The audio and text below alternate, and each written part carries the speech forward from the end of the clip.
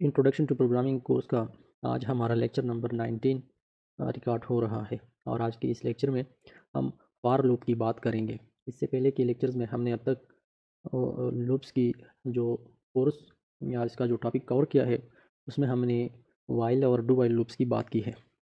तो जैसे कि पिछले लेक्चर में हमने बात की थी कि वाइल और do while loops almost similar है, इसमें बस एक ही लाइन का फ़र्क है कि जब कि वाइल में हम condition at the time of declaration लगाते हैं और डू वाइल में हम पोस्ट कंडीशन लगाते हैं। मतलब पहले हम अपना बॉडी ऑफ द लूप लिख लेते थे और आखिर में कंडीशन चेक करने के लिए लगाते थे। तो जिसकी वजह से ये फ़र्क होता था कि डू वाइल लूप की वन टाइम एग्जीक्यूशन जो है वो हर सूरत होनी थी अगर आपका कंडीशन ट्रू है या फॉल्स है, जबकि वाइल लूप उस टाइम अपना कोड एग्जीक्यूट करता है जब तक उसका कंडीशन ट्रू है।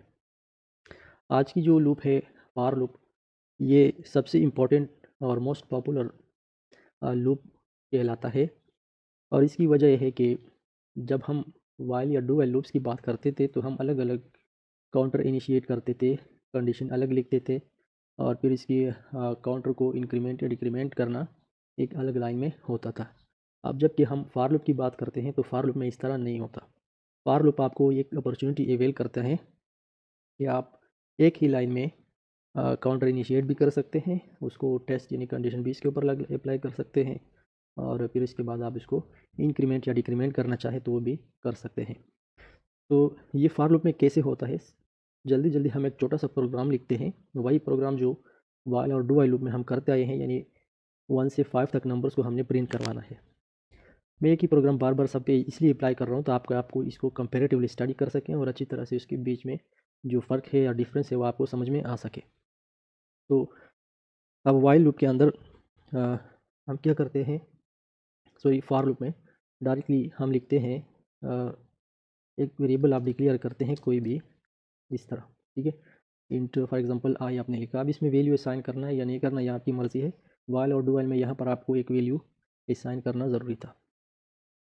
डायरेक्ट अब हम फॉर लूप लिख लेते हैं और फॉर में डायरेक्ट हम कंडीशन लगाते हैं आई पर, सॉरी सबसे पहले उसको इनिशिएट करते हैं, यानी आई फॉर एग्जांपल 1 से शुरू होगी, फिर सेमीकोलन और इसके बाद इसी लाइन में हम कंडीशन भी लगाते हैं और जब तक आई इज़ लेस देन और इक्वल टू 5 नहीं है, आई की वैल्यू जो है वो आप प्लस प्लस यानी 1 1 बढ़ाते जाओ। तो ये तीन चीज़ें जो अभी हमने कर रखी है, पहले में हम इन तीनों को एक अलग अलग लाइन में करते थे। तो ये एक प्लस पॉइंट है फॉर लूप का कि आपको तीनों चीज़ें एक ही पॉइंट पे अलाउ करने देता है। इसके बाद हम नॉर्मल लूप्स या कंडीशंस की तरह इसकी बॉडी होती है और इसमें हम वो कोड लिखते हैं जो हम बार बार प्रिंट करवाना चाहते हैं। अब इन दिस केस जब तक आई की वैल्यू 5 से कम होगी, हम हर टाइम आई की वैल्यू प्रिंट करना चाहते हैं तो प्रिंट करते हैं और %d बैकस्लैश और बाहर आकर हम आई को लिखते हैं, ठीक है। और इस तरह ये हमने एक सेमीकोलन भी लगा दिया।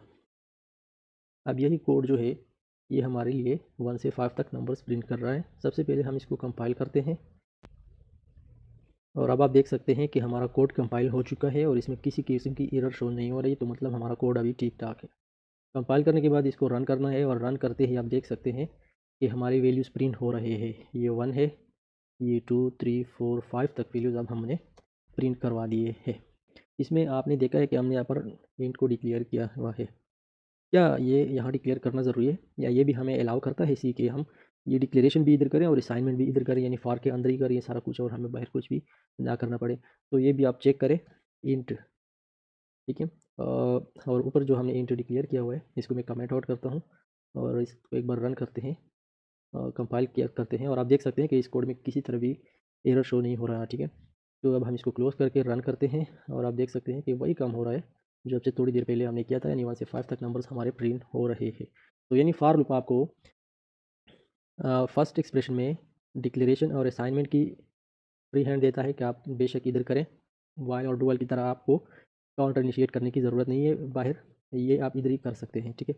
और इसके बाद कंडीशन लगाना वो तो ज़ाहिर है, वाइल और डू वाइल में भी हम इधर ही कंडीशन चेक करते थे, अब फॉर में भी हम इधर करते हैं। प्लस पॉइंट ये है कि आपको इंक्रीमेंटेशन जो है यानी इसमें 1 ऐड करना है 1 तो ये आप वाइल और डू वाइल में कहाँ पर करते थे, इन द बॉडी, यहाँ पर आप इसको इंक्रीमेंट या डिक्रीमेंट करते थे, जबकि फार लूप में ये भी आप एक ही लाइन में सब कुछ कर रहे हैं।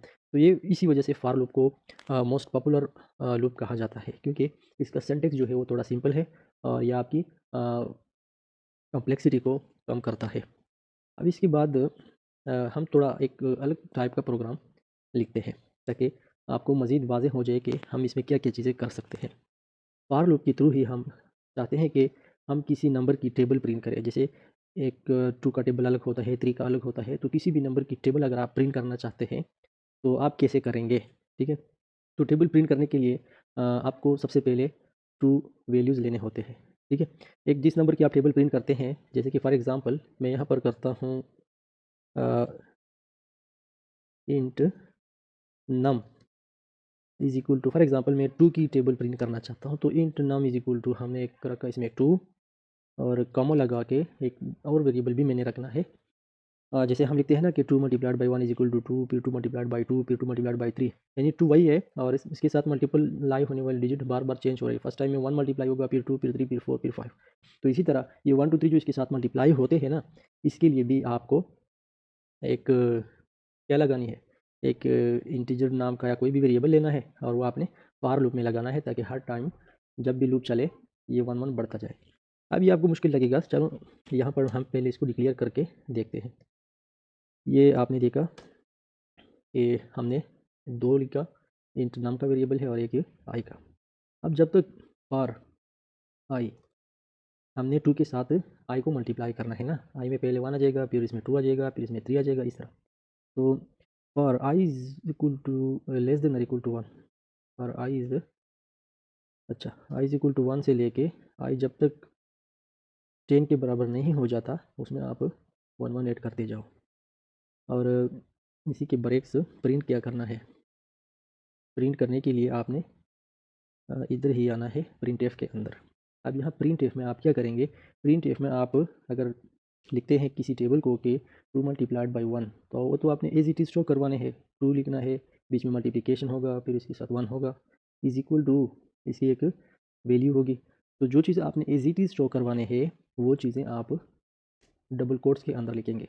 तो कैसे लिखेंगे, देखें हमने 2 को रिप्रेजेंट करना है तो 2 नाम के अंदर है, ये एक इंटीजर वैल्यू है। तो जब भी आपने इंटीजर वैल्यू प्रिंट करवानी है विद इन द कोट्स तो इसके लिए आप परसेंटेज लिखेंगे। यानी हमने अभी कंप्यूटर को ये बताया कि आप यहाँ एक इंटीजर वैल्यू शो करो, फिर एक्स लिखना है यानी मल्टीप्लाई शो करवाना है, ठीक है। फिर एक दूसरा इंटीजर शो करो तो फिर परसेंटेज, और इन दोनों की सामने शो करो एक तीसरा इंटीजर शो करो जो कि उसका रिजल्ट होगा। तो परसेंटेज अरबे percentage equal to percent D, और साथ ही बैकस्लैश एन भी लिख लेते हैं ताकि ये सारा वाज़े हो अलग अलग लाइन के थ्रू। अब यहाँ कंप्यूटर को हमने इतना तो बता दिया कि यहाँ पर आप एक इंटीजर वैल्यू पुट करो, फिर यहाँ पर एक्स तो इस तरह ही आएगा, यहाँ भी आप एक इंटीजर वैल्यू पुट करो, फिर इक्वलिटी वैसे की वैसी आ जाएगी। फिर हमने इसको बता कि यहाँ भी एक इंटीजर वैल्यू पुट करो। अब यहाँ कौन कौन से इंटीजर वैल्यू पुट होने हैं, कौन से वेरिएबल की इंटीजर वैल्यू इधर लेनी है या हमने लगानी है, ये डिपेंड करता है कि आप यहाँ कौन कौन से वेरिएबल किस ऑर्डर में रखते हैं। अगर आप सबसे पहले यहाँ पर नाम लिखेंगे तो फिर नाम के अंदर जो इंटीजर वैल्यू है वो फर्स्ट परसेंटेज के अंदर चली जाएगी, ठीक है, कॉमा। इसके बाद आप कौन सी वेरिएबल लिखते हैं, मैं लिखता हूँ आई, ठीक है। अब आई के अंदर सबसे पहले जब ये फॉर लूप चलेगा तो उसमें तो 1 है, तो सेकंड परसेंटेज की जगह 1 आ जाएगा और यूँ बन जाएगा 2 मल्टीप्लाइड बाई 1 प्रिंट हो जाएगा। इसके सामने इक्वलिटी होगी और इस इक्वलिटी के सामने आप दोबारा एक इंटीजर वैल्यू ने आना है। अब वो इंटीजर वैल्यू कौन सी होगी, अब ये जो इंटीजर वैल्यू इस डी की जगह आपने लगानी है, तो इसके लिए आपके पास तो वेरिएबल ही नहीं है और हमारे पास तो 2 वेरिएबल्स है नम और आई, वो तो हमने पुट करवाए। तो इसी में हम चाहते हैं कि नम और आई का मल्टीप्लिकेशन हो यानी उसकी वैल्यू हो, 2 1 2 इज इक्वल टू 2, 2 दूने 4 इज इक्वल टू 4। तो वो जो आउटपुट वैल्यू है वो हमने प्रिंट करवानी है। तो इसके लिए आप सिंपल यहाँ यू भी लिख सकते हैं कि नम और आई को आप मल्टीप्लाई करो और इसकी जो भी वैल्यू बनती है वो आप इधर परसेंट में प्लेस कर दो। अगर इस तरह आप नहीं करेंगे तो आप इसके लिए एक तीसरा वेरिएबल डिक्लेयर करेंगे और इसी की वैल्यू यहाँ कैलकुलेटेड होगी और वो सिर्फ आपने यहाँ वेरिएबल नाम लिखना है। वो भी मैं आपको थोड़ी देर में बताता हूँ, लेकिन सबसे पहले आप इसको चेक करें कि ये काम किस तरह करता है। हमने अपना कोड कंपाइल किया, ठीक है। अब हम इसको रन करते हैं और आप देखते हैं कि जैसे भी हमने इसको रन किया आपके सामने है 2 multiplied by 1 is equal to 2, 2 multiplied by 2 is equal to 4, 2 multiplied by 3 6 and up to so on 10 तक हमने इस चीज़ को कर लिया। ठीक है, अब आप 16 तक कर सकते हैं, 20 तक कर सकते हैं। सिर्फ इसी कंडीशन को आपने मैनिपुलेट करना है कि आई की वैल्यू आप कहाँ तक आगे लेके जाना चाहते हैं। नॉर्मली हम 10 तक करते हैं या ज़्यादा से ज़्यादा 16 तक, but if you want to print for the higher values then you can place higher values instead of 10। तो इस तरह आपकी फॉर लूप काम करती है। और एक इंटरेस्टिंग टाइप की आपने देखा कि हमने एक टेबल निकाली 2 की, इसी तरह आप 3 की भी निकाल सकते हैं। यहाँ 2 की जगह आप इसमें 3 साइन करो, 4 की भी कर सकते हैं, 5 की भी कर सकते हैं, और इसी तरह आप जितनी भी है हम सब की कर सकते हैं। तो कहने का मकसद ये है कि अगर आप इस तरह नहीं कर सकते यहाँ पर जो हमने दोनों को मल्टीप्लाई किया हुआ है, तो आप ये भी कर सकते हैं कि एक तीसरा वेरिएबल डिक्लेयर कर देते शुरू में, इसका नाम रखता हूँ वैल्यू या फिर प्रोडक्ट, और फिर उस प्रोडक्ट को हमने इधर डिक्लेयर किया ऊपर, और अब हमें इसमें वैल्यू स्टोर करवानी थी कि प्रोडक्ट में हम क्या स्टोर करें। प्रोडक्ट नाम के वेरिएबल में हमारे पास होना चाहिए नम और आई का प्रोडक्ट, इसका मल्टीप्लिकेशन होना चाहिए। और अब इसी दोनों की मल्टीप्लिकेशन की जगह आप वो वेरिएबल डायरेक्ट लिख सकते हैं प्रोडक्ट। तो अब भी वही हो गया जो पहले हो चुका है। कंपाइल किया रन, और इसके बाद हमने इसको रन किया और देख सकते हैं आपके वही काम हो गया जो आपसे थोड़ी देर पहले हमने किया था। अब ये आपके ऊपर डिपेंड करता है कि आप इसको किस तरह यूज़ करते हैं, लेकिन यही कुछ होता है लूप्स के अंदर। और इसमें हम इस तरह की डिफरेंट टाइप्स के इंटरेस्टिंग प्रोग्राम्स हम लिख सकते हैं। जैसे आपने देखा कि हम नंबर्स भी प्रिंट करवा सकते हैं, टेबल्स भी प्रिंट करवा सकते हैं, और इस तरह बहुत कुछ कर सकते हैं फॉर लूप्स के साथ या किसी भी दूसरे लूप के साथ। तो ये था आज का हमारा लेक्चर। मिलते हैं नेक्स्ट वीडियो में। तब तक के लिए इजाज़त चाहता हूँ। अल्लाह हाफ़िज़।